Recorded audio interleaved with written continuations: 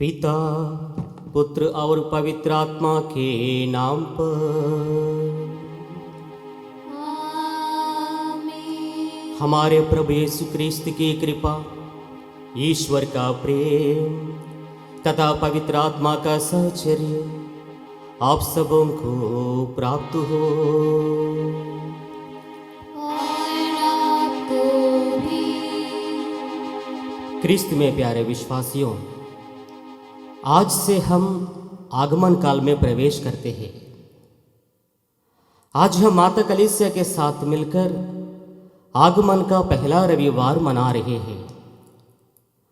आगमन का अर्थ है आना या प्रतीक्षा करना। क्रिस्त में प्यारे मित्रों, ये आगमन काल हमारे लिए ईश्वर का अनमोल वरदान है। ईश्वर से लिपटे रहने के लिए और आध्यात्मिकता में आगे बढ़ने के लिए ये सचमुच हमारे लिए अनुग्रह का समय है, आशा का समय है, प्रार्थना का समय है और विश्वास का समय है। तो आइए आज के सुंदर दिवस के लिए प्रभु को धन्यवाद देते हुए इस पवित्र पूजा बलिदान में योग्य रीति से भाग लेने के लिए अपने आप को तैयार करें।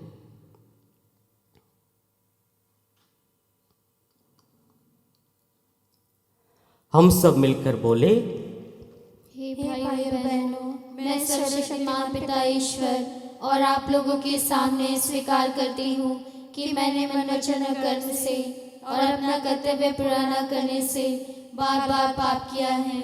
मैं अपना दोष स्वीकार करती हूँ। इसलिए मैं धन्य कुंवारी मरियम से, सब स्वर्गदूतों, सब संतों और आप लोगों से, हे भाइयों बहनों, विनती करती हूँ कि आप मेरे लिए प्रभु परमेश्वर से प्रार्थना करें। सर्वशक्तिमान ईश्वर हम लोगों पर दया करे और हमारे पाप क्षमा कर हमको अनंत जीवन प्रदान करे। आमीन।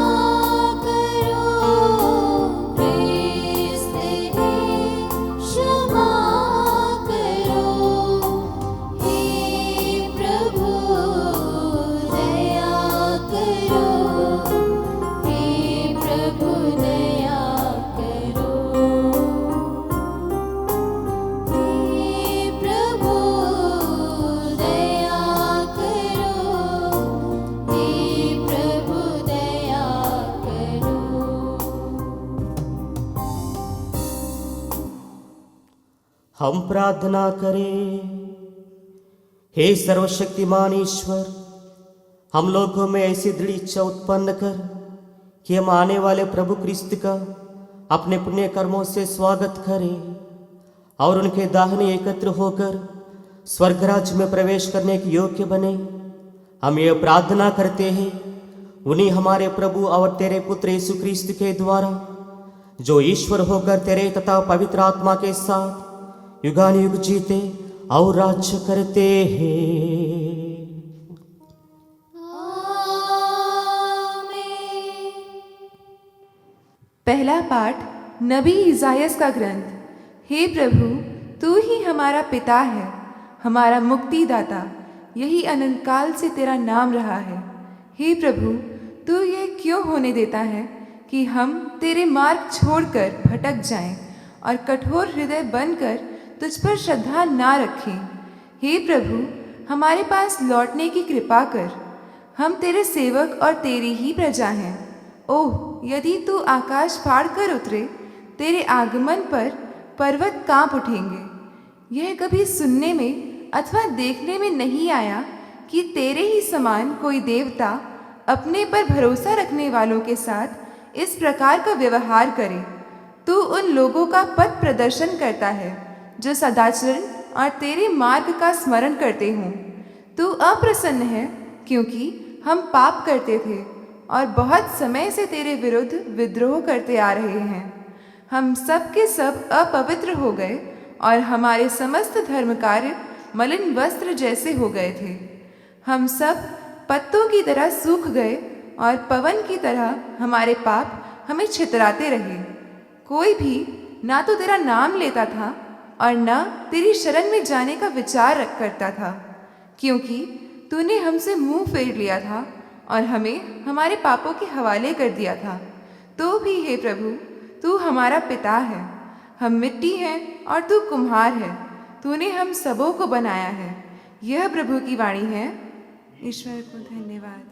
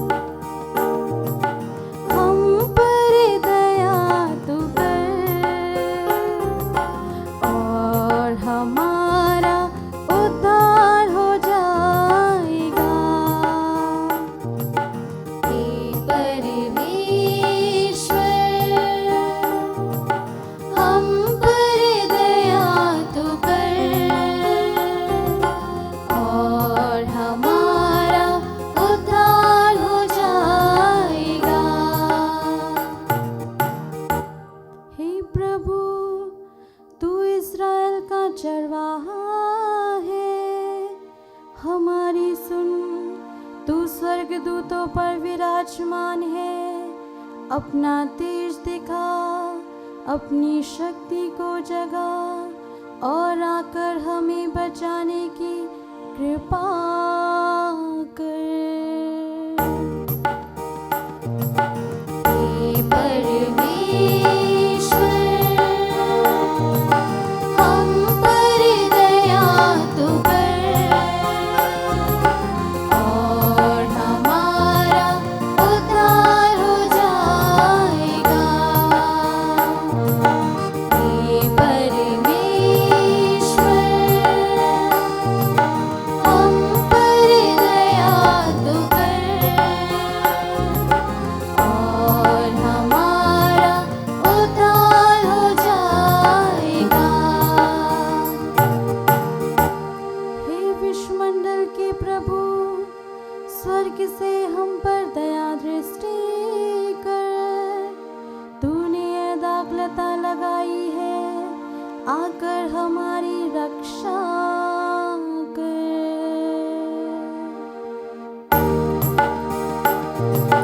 हे परमेश्वर, हम पर दया तू कर और हमारा उद्धार हो जाएगा। हे परमेश्वर,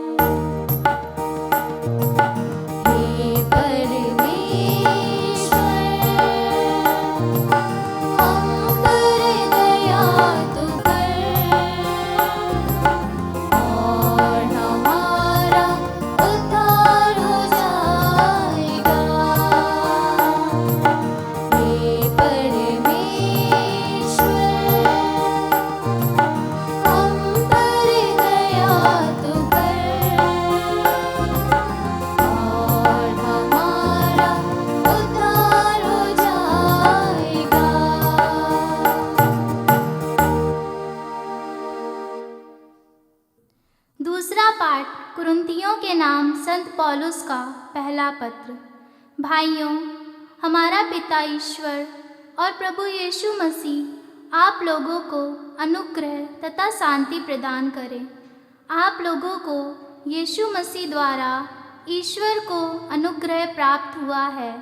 इसके लिए मैं ईश्वर को निरंतर धन्यवाद देता हूँ।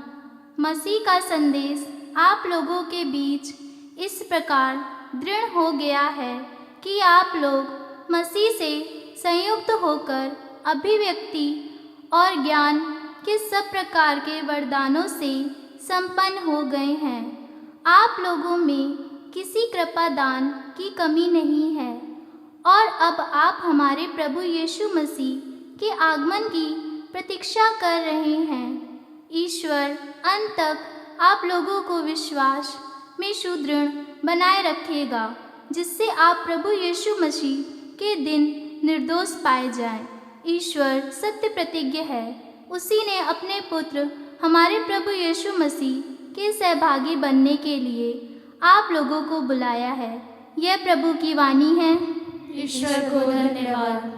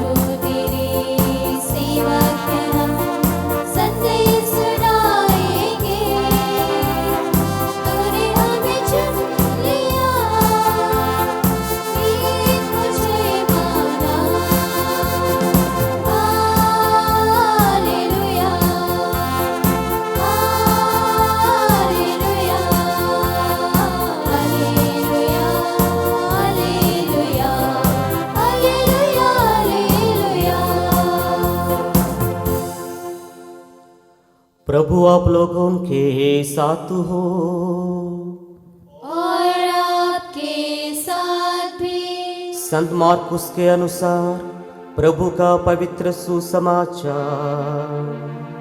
प्रभु की जय।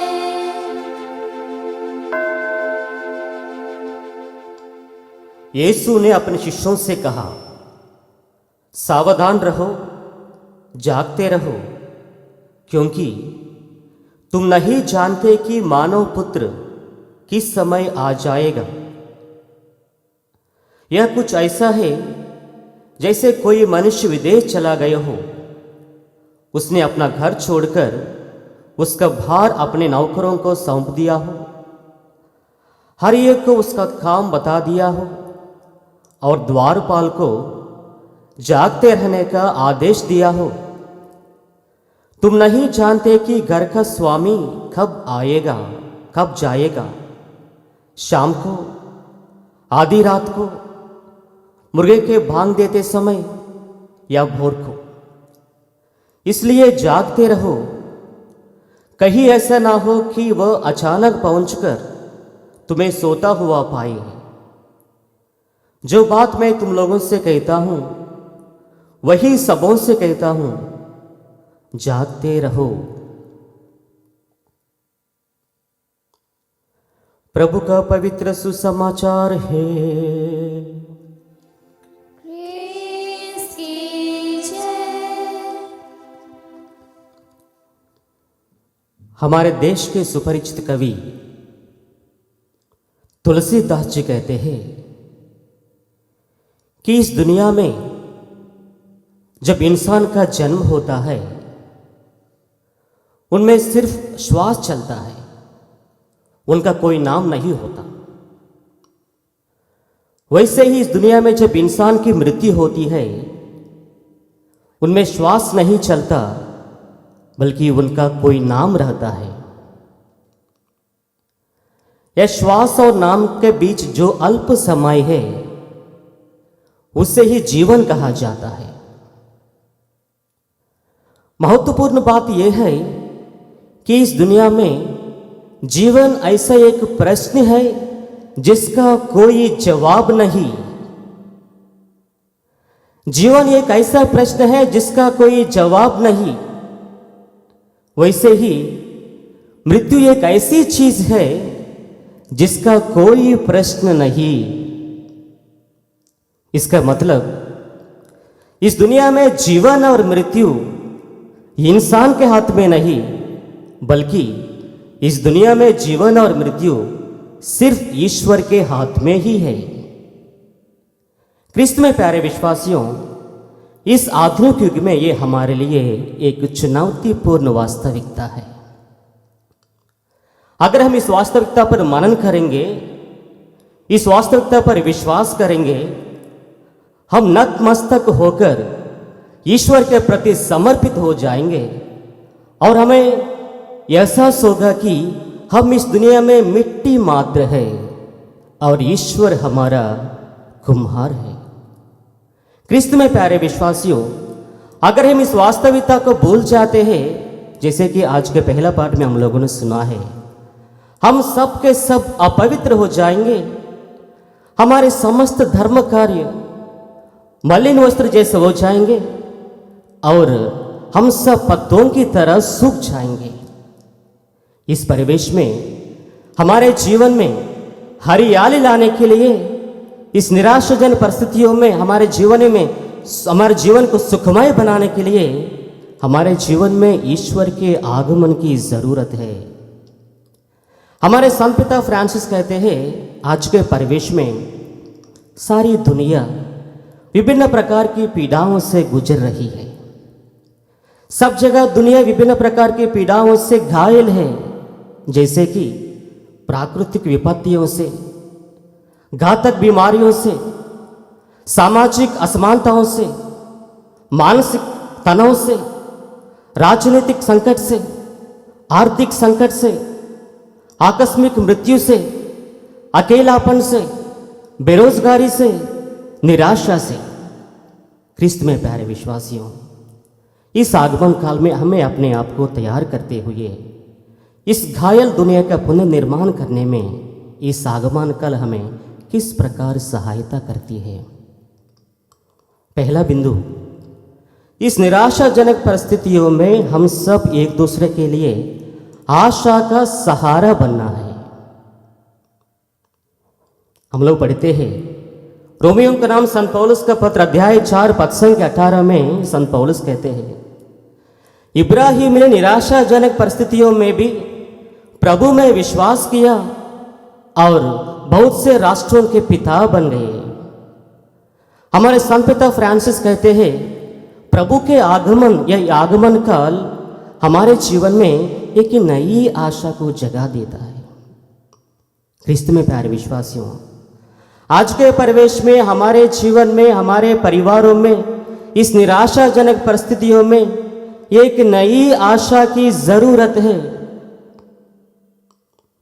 रोमियो का नाम संत पौलुस का पत्र अध्याय 5 पद संख्या 3 में संत पौलुस कहते हैं, हम दुख तकलीफ पर भी गौरव करें, क्योंकि हम जानते हैं दुख तकलीफ से धैर्य, धैर्य से दृढ़ता और दृढ़ता से आशा उत्पन्न होती है।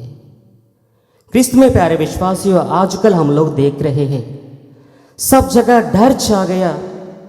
विशेष करके जो हॉस्पिटल में सेवा देते हैं, उनके जो नाइट शिफ्ट या डे शिफ्ट होता है, उनके लिए वो जीवन और मृत्यु का समय हो गया। इस विषम परिस्थितियों में हमारे संत पिता फ्रांसिस हमें आश्वासन देते हैं, स्पष्ट शब्दों में कहते हैं कि इस निराशाजनक परिस्थितियों में, इस कठिन परिस्थितियों में अभी भी ईश्वर हमारे साथ है, अभी भी ईश्वर हमारे साथ चलते हैं। नबी ईसायाह का ग्रंथ अध्याय 41 पद संख्या 10 में स्वयं प्रभु कहते हैं, मैं तुम्हें शक्ति प्रदान कर तुम्हारी सहायता करूंगा, डरो मत, मैं तुम्हें शक्ति प्रदान कर तुम्हारी सहायता करूंगा, मैं अपनी विजयी दाहिना हाथ से तुम्हें संभालूंगा। विधि विवरण ग्रंथ अध्याय 31 पद संख्या 6 में हम लोग देखते हैं स्वयं प्रभु कहते हैं, तुम्हारा प्रभु ईश्वर तुम्हारे साथ साथ चलने वाले हैं।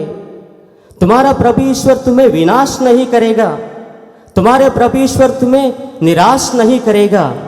क्रिस्त में प्यारे विश्वासियों, इस आशा लेकर हम सब इस दुनिया में एक दूसरे के लिए आशा का सहारा बनने के लिए बुलाए गए हैं। हमारे संत पिता फ्रांसिस कहते हैं, भले ही हम लोग इस आधुनिक युग में हैं, भले ही हमारे पास विभिन्न प्रकार के संसाधन है, लेकिन दुर्भाग्य की बात यह है कि हम दूसरों की सेवा करने में, दूसरों को साथ देने में, दूसरों की सहायता करने में, दूसरों को संभालने में हम सब अज्ञानी बन गए, ज्ञानहीन बन गए, निरक्षर बन गए। क्रिस्त में प्यारे विश्वासियों, ये आगमन काल ऐसे समय है, हमें अपने आप को जांचकर एक दूसरे के लिए आशा का माध्यम बनने के लिए और आशा का सहारा बनने के लिए। दूसरा बिंदु, सावधान रहना। आज के सुसमाचार के साथ साथ आगमन काल हमें सावधान रहने के लिए आमंत्रित करती है। हमारे संत पिता फ्रांसिस कहते हैं, हमारे आध्यात्मिक जीवन में सावधान रहना बहुत ही जरूरी है, क्योंकि हमने हमारे दैनिक जीवन में, हमारे जीवन में ऐसे कुछ नकारात्मक भावनाएं हैं जो कोरोना वायरस से भी ज़्यादा विनाशकारी है, ज़्यादा हानिकारक है। अहंकार की भावना, स्वार्थ की भावना, दूसरे के बारे में गॉसिप करना, बुराई बात फैलाना। क्रिस्त में प्यारे विश्वासियों, उपनिषद कहती है, अहंकारी कौन है? अहंकारी वही व्यक्ति है जो यह सोचता है कि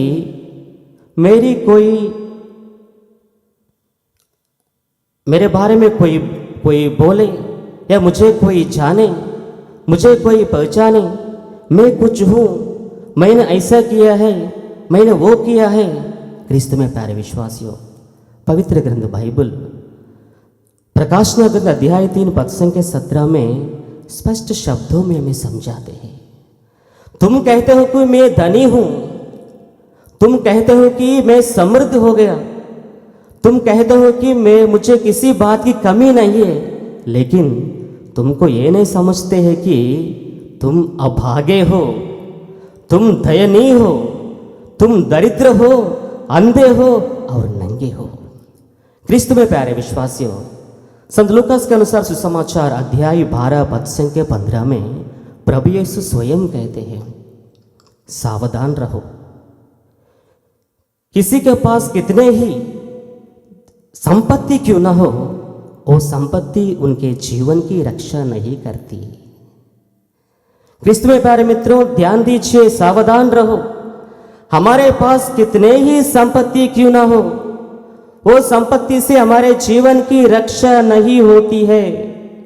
हमारे जीवन की रक्षा और हमारे जीवन की सुरक्षा सिर्फ प्रभु के हाथ में ही है। संत पिता फ्रांसिस कहते हैं, स्वार्थी व्यक्ति कौन है? स्वार्थी व्यक्ति वही व्यक्ति है, वो मनुष्य है जो यह सोचता है कि इस दुनिया में जो कोई भी चीज़ हो वो सबसे पहले मेरे लिए अच्छा होना है, तभी सारी दुनिया के लिए अच्छा होगा। कोई भी चीज़ सबसे पहले मेरे लिए उपयोग होना है, तभी सारी दुनिया के लिए उपयोग है। संत पिता फ्रांसिस कहते हैं, ये भावना, ये नकारात्मक भावना कोरोना वायरस से भी ज़्यादा विनाशकारी है और हानिकारक है। तीसरी चीज़ संत पिता फ्रांसिस कहते हैं, हमारे दैनिक जीवन में इस कोरोना वायरस के साथ साथ और एक घातक बीमारी है, वह गॉसिप करना, दूसरे के बारे में बुराई फैलाना। क्रिस्त में प्यारे विश्वासियों, इस आगमन काल हमें मौका देता है इन सभी नकारात्मक भावनाओं से चंगा होकर, स्वतंत्र होकर आने वाला प्रभु को योग्य रीति से स्वागत करने के लिए। तीसरा बिंदु, जागरूकता के साथ जागते रहना। क्रिस्त में प्यारे विश्वासियों, हमारे दैनिक जीवन में या आध्यात्मिक जीवन में जागरूकता एक शक्तिशाली शस्त्र है। आज के सुसमाचार में हम लोगों ने सुना है जिस प्रकार घर का स्वामी ने द्वारपाल को आदेश दिया था जागते रहने के लिए, उसी प्रकार यीशु आज हम सबको आदेश देते हैं हम अपने दैनिक जीवन में जागते रहने के लिए, क्योंकि हो सकता है हमारे साथ कभी भी कुछ भी हो सकता है। हो सकते हम लोग अपने दैनिक जीवन में लापरवाही करेंगे, हो सकते हम लोग अपने दैनिक जीवन में अपने अपने कार्यों में व्यस्त हो जाएंगे।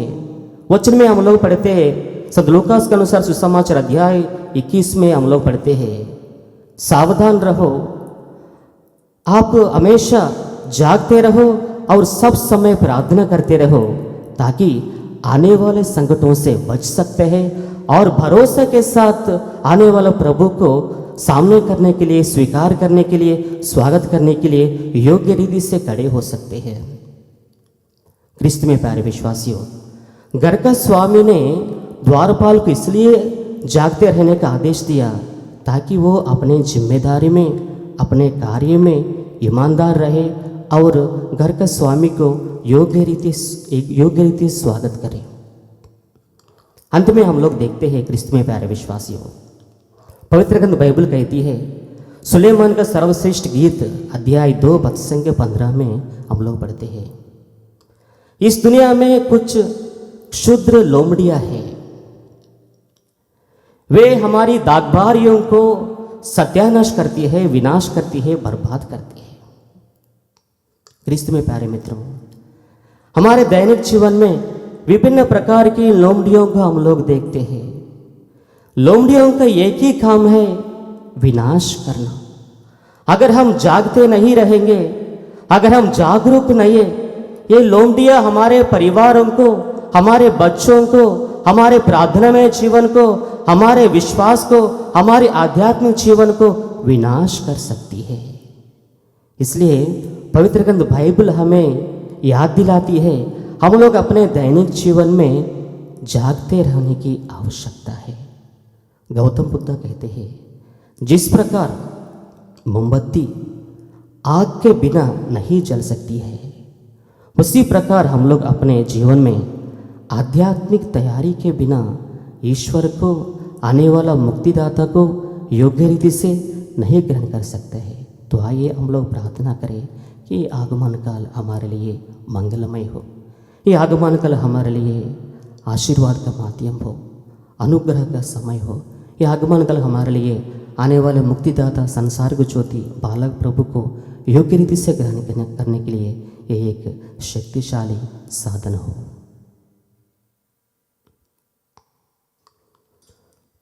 प्रेरितों का धर्म सर, हम स्वर्ग और पृथ्वी के सृष्टिकर्ता सर्वशक्तिमान पिता ईश्वर में विश्वास करते हैं और उसके इकलौते पुत्र हमारे प्रभु यीशु क्रिस्त में हम विश्वास करते हैं, जो पवित्र आत्मा के द्वारा गर्भ में आए और कुंवारी मरियम से जन्मे। उन्होंने पौंतियुस पिलातुस के शासन काल में दुख भोगा, वह क्रूस पर चढ़ाए गए, मर गए, दफनाए गए और अधोलोक में उतरे। वह तीसरे दिन मृतकों में से जी उठे, स्वर्ग गए, सर्वशक्तिमान पिता ईश्वर के दाहिने विराजमान है और वहां से जीवितों और मृतकों का न्याय करने आएंगे। हम पवित्र आत्मा, पवित्र आदि कलीसिया, धर्मियों की सहभागिता, पापों की क्षमा, शरीर के पुनरुत्थान और जीवन विश्वास करते हैं। आमीन। प्रिय भाइयों बहनों, इस आगमन काल में हम प्रभु यीशु मसीह के आगमन की प्रतीक्षा करते हैं और साथ ही हम उनके पुनरागमन की प्रतीक्षा की तैयारी भी कर रहे हैं, जब वह इस पृथ्वी पर सभी मनुष्यों का न्याय करने के लिए आएंगे। परंतु उनके पुनरागमन की घड़ी अनिश्चित है, इसलिए आज के सुसमाचार में हमें जागते रहने को कहा गया है। अतः हम अपनी सारी ज़रूरतों को ईश्वर के समक्ष रखें और कहे, हे पिता हमारी प्रार्थना सुन। हे पिता हमारी प्रार्थना सुन।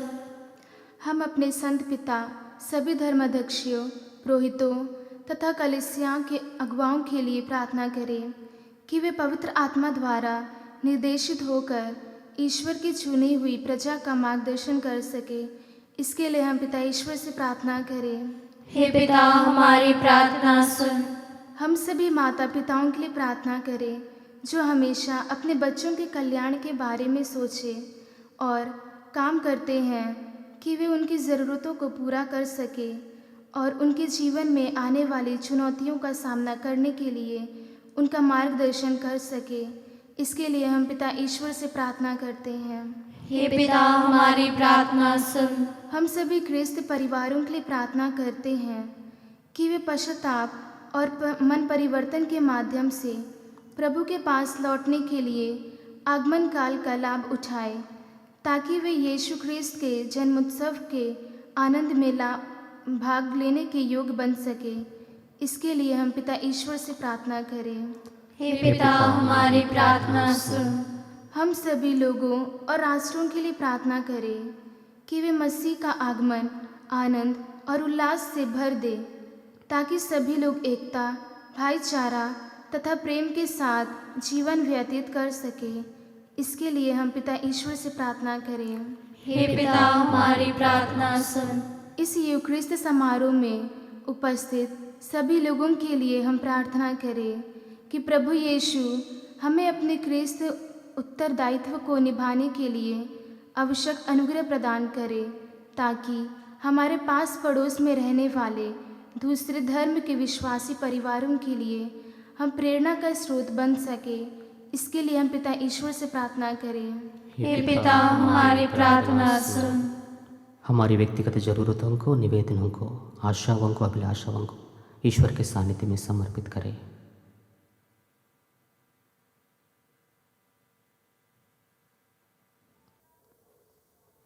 ये शाश्वत पिता ईश्वर, हम तेरे पुत्र के इस पृथ्वी पर आने की तैयारी में आगमन काल के इस नया सत्र के लिए तुझे धन्यवाद देते हैं।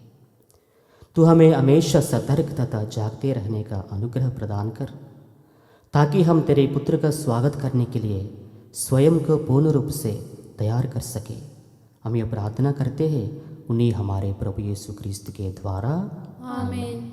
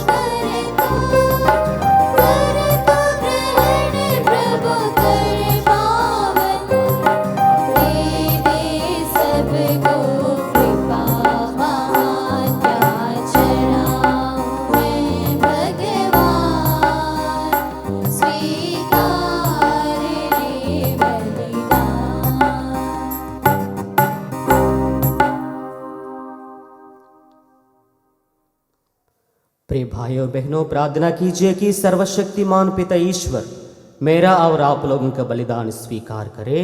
प्रभु अपने नाम की स्तुति तथा महिमा के लिए और हमारे तथा अपने समस्त पवित्र कलीसिया के लाभ के लिए आपके हाथों से यह बलिदान ग्रहण करें।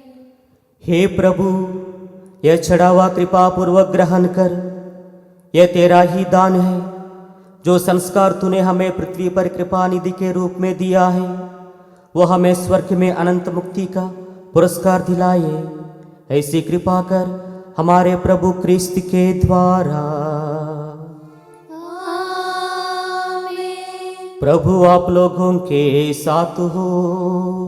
और आपके साथ प्रभु में मन लगाइए। हम प्रभु में मन लगाए हुए हैं। हम अपने प्रभु ईश्वर को धन्यवाद दें। यह उचित और आवश्यक है। हे पूज्य पिता, यह परम उचित है, हमारा कर्तव्य तथा कल्याण है कि हम सदा और सर्वत्र अपने प्रभु क्रिस्त के द्वारा तुझे धन्यवाद दें। अपने प्रथम आगमन में इन्होंने दीन मानव बनकर तेरी आदि योजना पूरी की तथा हमारे लिए अनंत मुक्ति का मार्ग फिर खोल दिया। जब ये अंतिम आगमन के समय महिमा मंडित होकर पधारेंगे, तब हमें वह मुक्ति प्राप्त हो जाए जिसकी प्रतीक्षा हम उत्सुकता से कर रहे हैं। इसलिए हम स्वर्ग के समस्त दूतगणों से मिलकर तेरी स्तुति करते हुए निरंतर एक स्वर से गाते हैं।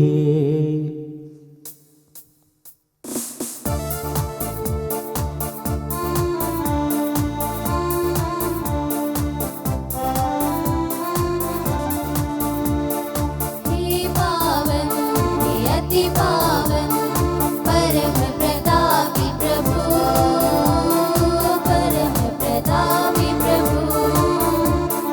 हे पावन, हे अति पावन, परम प्रतापी प्रभु, परम प्रतापी प्रभु। स्वर्ग में हो होसाना, ऊंचे नभ में होसाना। स्वर्ग में हो होसाना, ऊंचे नभ में होसाना, होसाना।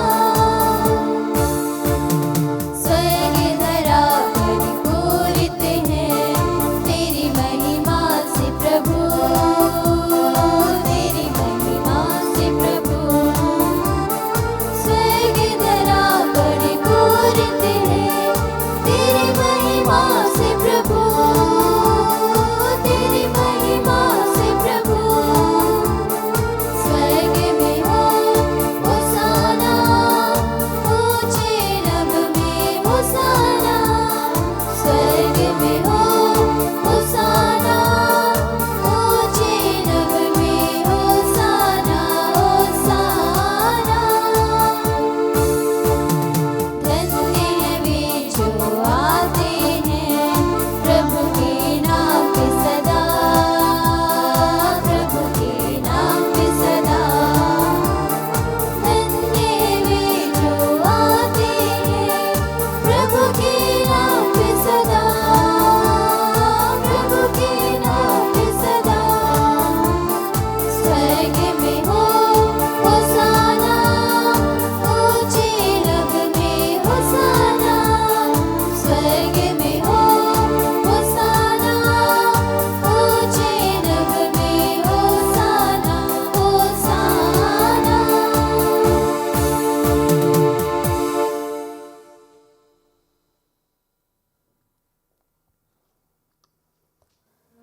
हे परमपिता, तू वास्तव में पवित्र है, सारी पवित्रता का स्रोत है।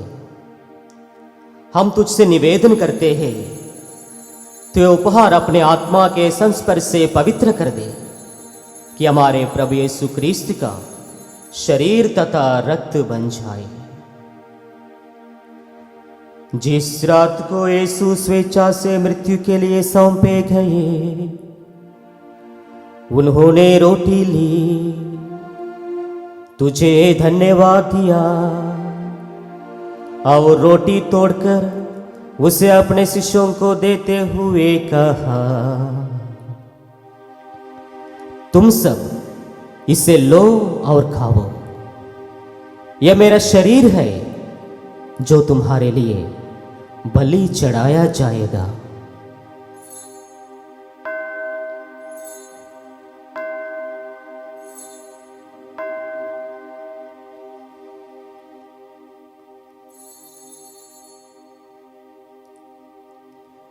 इसी भांति भोजन के बाद उन्होंने कटोरा लिया,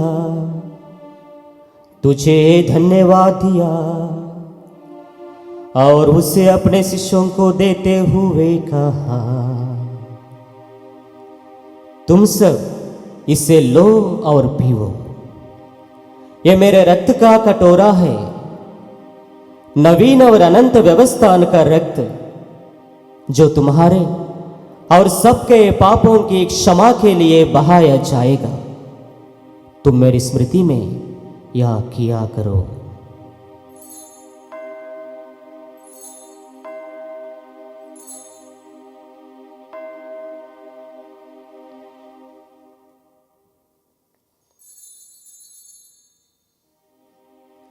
यह है हमारे विश्वास का रहस्य।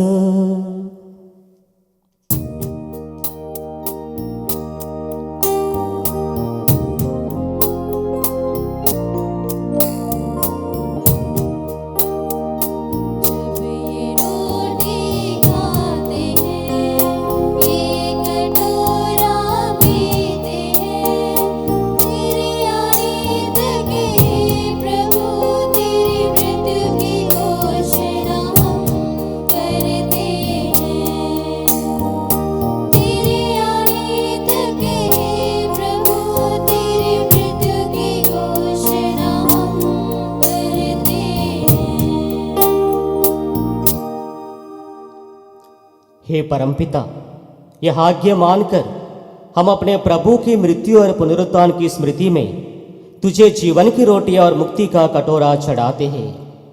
हम तुझे धन्यवाद देते हैं कि तूने हमें अपने सम्मुख उपस्थित होने और अपने सेवा करने का सौभाग्य प्रदान किया है। हमारा नम्र निवेदन है कि हम सब जो क्रिस्त का शरीर तथा रक्त ग्रहण करते हैं, पवित्र आत्मा के द्वारा एकता के सूत्र में बंधे रहे। प्रभुवर, हमारे संत पिता फ्रांसिस, हमारे धर्माध्यक्ष राफी मंजली और सभी याजकों के साथ विश्व भर में फैली अपनी कलीसिया की सुधि ले तथा इससे प्रेम में सिद्ध बना दे। हे प्रभु, हमारे उन भाई बहनों की भी सुधि ले जो पुनरुत्थान की आशा में परलोक सिधार चुके हैं। उन्हें और सभी मृतकों को अपने पुण्य दर्शन का सौभाग्य प्रदान कर। हम सब पर दया दृष्टि डाल कि हम भी अनंत जीवन के सहभागी बने और ईश्वर की माता धन्य कुंवारी मरियम, उनके प्रिय वर संत योसेफ, प्रेरितगण और सब संतों के साथ जो युग युग में तेरे विश्वस्त सेवक सेविकाएं बने रहे, तेरा स्तुतिगान कर सके, तेरे पुत्र यीशु क्रिस्त के द्वारा।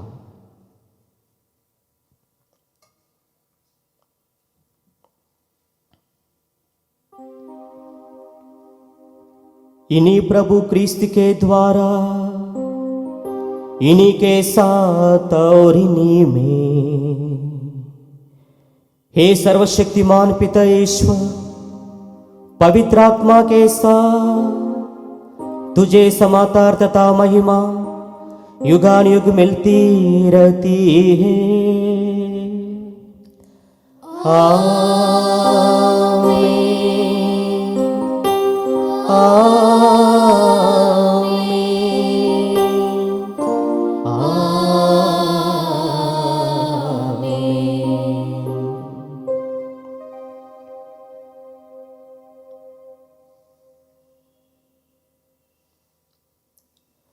हम सब मिलकर पिता ईश्वर से प्रार्थना करें जैसे प्रभु यीशु ने हमें सिखाए हैं। हे हमारे पिता जो स्वर्ग में है, तेरा नाम पवित्र किया जावे, तेरा राज्य आवे, तेरी इच्छा जैसे स्वर्ग में है वैसे पृथ्वी पर भी पूरी हो। हमारा प्रतिदिन का आहार हमें दे और हमारे अपराध में क्षमा कर जैसे हम भी अपने अपराधियों को क्षमा करते हैं, और हमें परीक्षा में ना डाल परंतु बुराई से बचा। हे प्रभु, हम तुझसे प्रार्थना करते हैं, सभी बुराइयों से हमें बचा और इस जीवन में हमें कृपा पूर्वक शांति प्रदान कर। हम तेरी दया से सदा पाप से दूर और हर विपत्ति से सुरक्षित रहे और उस दिन की प्रतीक्षा करते रहे जब हमारे मुक्तिदाता यीशु क्रिस्त फिर प्रकट होकर हमारी मंगलमय आशा पूरी करेंगे। क्योंकि तेरा राज्य, तेरा सामर्थ्य और तेरी महिमा अनंत काल तक बनी रहती है। हे प्रभु यीशु क्रिस्त, तूने अपने प्रेरितों से कहा है, मैं तुम्हारे लिए शांति छोड़ जाता हूँ, अपनी शांति तुम्हें प्रदान करता हूँ। तू हमारे पापों पर नहीं, अपनी कलीसिया के विश्वास पर दृष्टि डाल और इससे शांति तथा एकता प्रदान कर तू युगानुग जीता और राज्य करता है। आमीन। प्रभु की शांति सदा आप लोगों के साथ हो। और आपके साथ भी। हम परस्पर शांति का अभिवादन करें।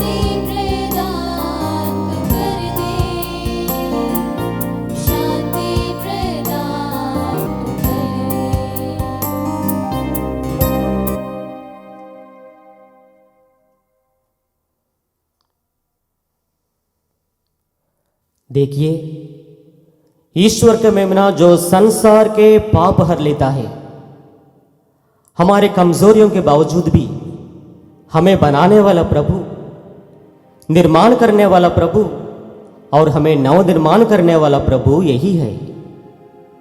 धन्य है वे जो प्रभु के इस बोझ में बार बार बुलाए जाते हैं।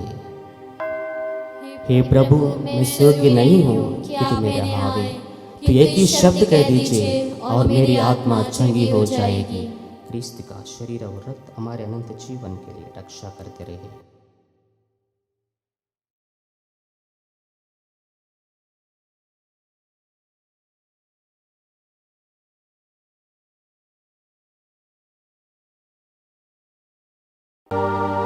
हे मेरे प्रभु यीशु, मैं सारे हृदय से विश्वास करता हूँ कि आप पवित्र यूकरिस्ती संस्कार में उपस्थित हैं। हे प्रभु, मैं सभी चीज़ों से बढ़कर तुझे प्रेम करता हूँ और मेरी यही अभिलाषा है कि आप मेरे आत्मा में आकर बस जाएं, क्योंकि हे प्रभु, मैं तुझे आज ग्रहण करने में असमर्थ हूँ। हे प्रभु, आध्यात्मिक रूप से आकर मेरे हृदय में समा जाइए।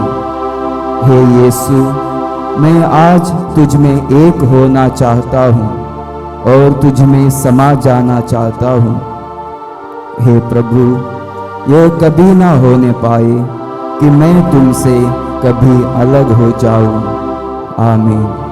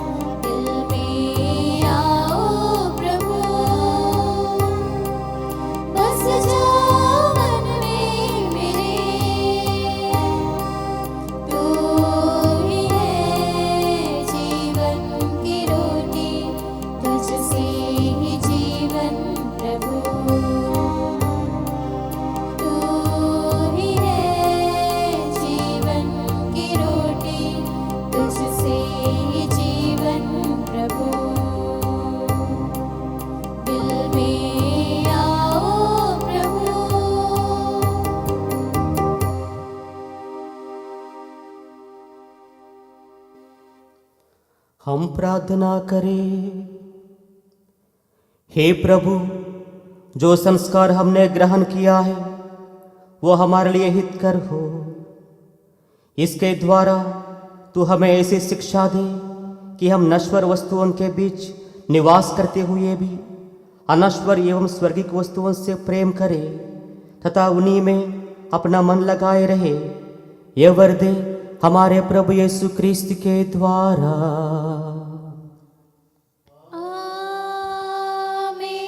प्रभु आप लोगों के साथ हो और आपके साथ भी। सर्वशक्तिमान ईश्वर पिता, पुत्र और पवित्र आत्मा आप सबको आशीर्वाद प्रदान करे।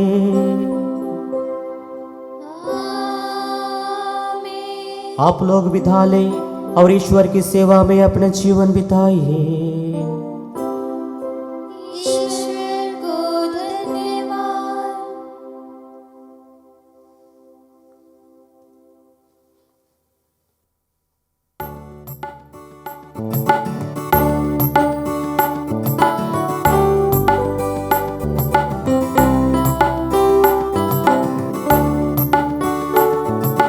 मुक्ति दिलाए यीशु नाम, शांति दिलाए यीशु नाम। मुक्ति दिलाए यीशु नाम, शांति दिलाए यीशु नाम। क्रूस पे अपना खून बहाया, क्रूस पे अपना खून बहाया, वो करके निष्काम, वो करके निष्काम। मुक्ति दिलाए यीशु नाम, शांति दिलाए यीशु नाम। मुक्ति दिलाए यीशु नाम, शांति दिलाए यीशु नाम।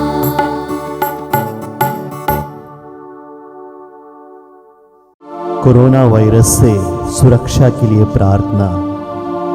हे सर्वशक्तिमान दयालु ईश्वर, तू जो समस्त सृष्टि के प्रति अपना प्रेम प्रकट करता है, हमारी प्रार्थनाओं को जो हम संसार भर में कोरोना वायरस से पीड़ित लोगों के लिए कर रहे हैं, कृपा पूर्वक सुन ले।